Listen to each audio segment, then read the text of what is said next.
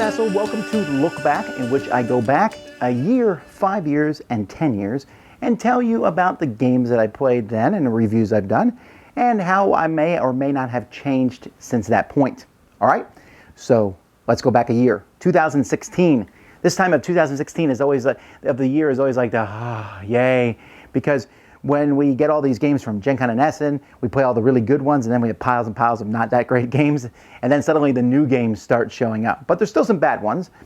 So last year's Space Yoghurt was a game that looked really fun, but it's essentially just roll dice and see what happens. Funny little miniatures, not a good game.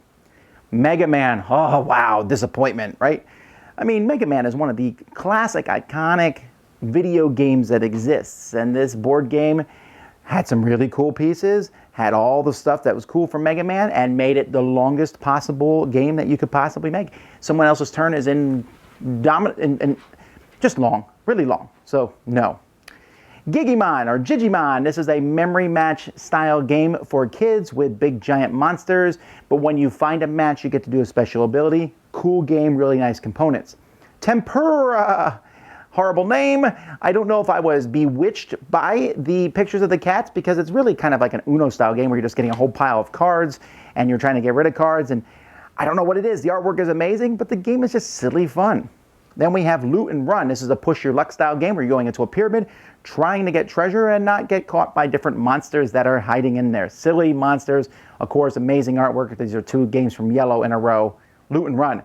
Steamworks is an interesting game. This is an engine building game, like literally an engine building game, as you build different steam engines and put things next to them with pipes, and as you operate them you're going to get points each turn, and as the game goes by it starts off a little boring, but as the game gets by it gets more and more fascinating and interesting. That's Steamworks. Escape Traps. Now you'll notice my rating for this one has gone up because this is an expansion for Escape, that when I play Escape I'm like, let's play Traps. Because traps are things when you go into them, you have to get out, and there's some way I need to get out, and maybe dice are here, maybe someone needs to come and rescue me. I love that sort of thing. You don't want to overwhelm Escape with too much stuff, but throw a couple traps in, and it's very entertaining. Then Legendary Secret Wars Volume 2. Now I'm still confused as to why the Secret Wars series, which was a big event in Marvel, a big forgettable event, needed 2 sets for Marvel Legendary, but this was the second one. I did not like it as much as the first one, but there are still some good characters, and I really do like Marvel Legendary, so But you probably haven't heard of half the characters if you never read that specific series. Then we have Pixel Tactics 4 and 5. This is more cool Pixel Tactics stuff. I like Pixel Tactics, and these are 2 new sets.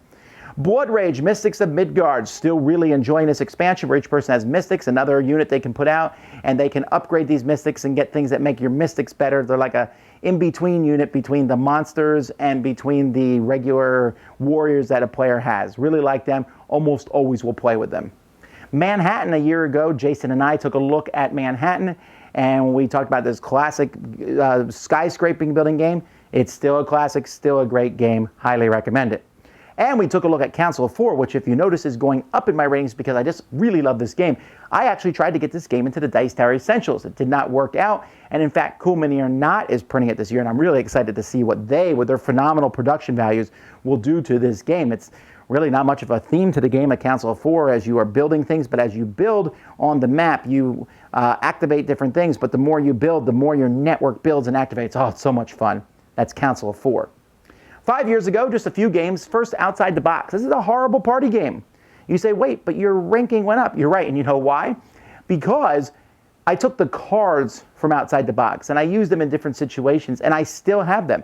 I still have a deck of these cards that I use in this game. I still have the book that I use, and I use it in different situations. Oh, we want a list of this, we want to do this, you want a list of that, you want the top 10 of this, and there's just so much information. So even though the game itself is awful, the parts of the game I still kept and used, so I can't argue with that. Czar Melody and I took a look at this game, which is essentially you're trying to get different gems to complete things, and there are different, each game of this is going to be a different engine. I changed these gems to get this gem, changed these to get this. That's the whole game, right? Change this to get this, to get this, to get this. Not amazing, but a pretty solid game.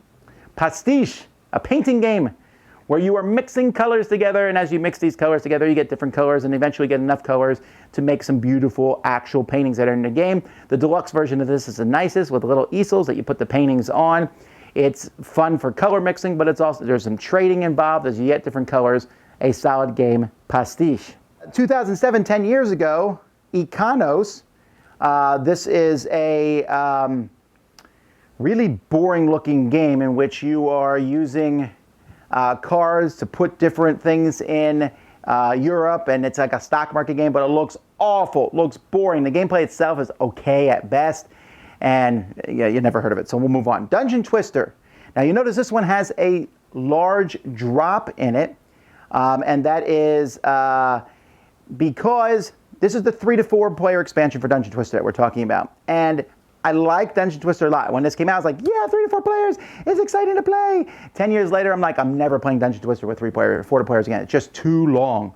Just too long. Dungeon Twister is best as a 2-player game. So yeah, you do get 2 new colors here, although it doesn't mean anything because like every expansion for Dungeon Twister is in the original colors. So yeah, it's unfortunate. I got rid of this after like 5 years because I'm like, oh, you can play Dungeon Twister with multiple players? Yeah, but why would you want to?